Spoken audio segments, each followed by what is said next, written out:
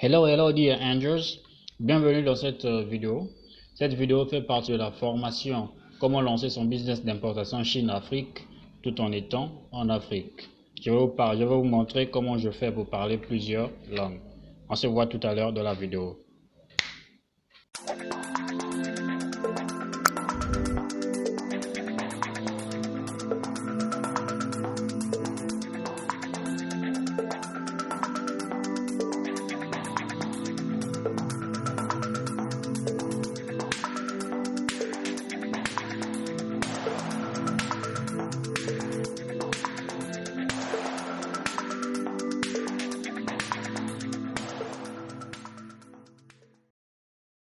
Je vais vous montrer comment je fais pour parler plusieurs langues sur WhatsApp sans utiliser autre application que ce qui existe déjà dans le système.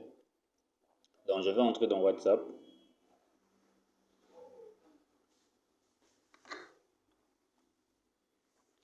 Donc je vais choisir contact. Alors, vous allez voir quand je clique pour écrire un message, juste là en bas, avant le clavier alphanumérique, vous allez voir quelque part il y a un symbole de ici. Je fais retour. Ici il y a copier-coller. Ici il y a paramètres. Ici il y a les couleurs. Ici il y a changer le mode de clavier et les 3 points. Je clique sur les 3 points.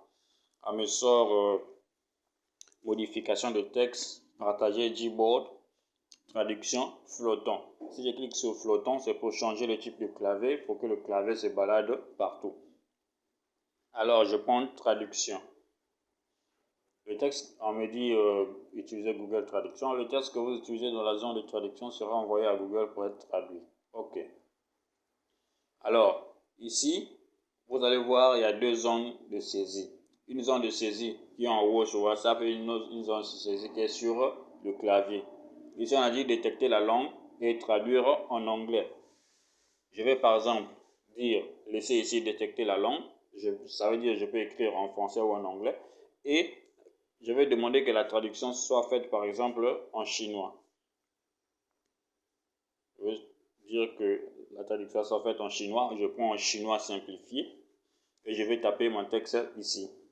Je vais par exemple dire bonjour.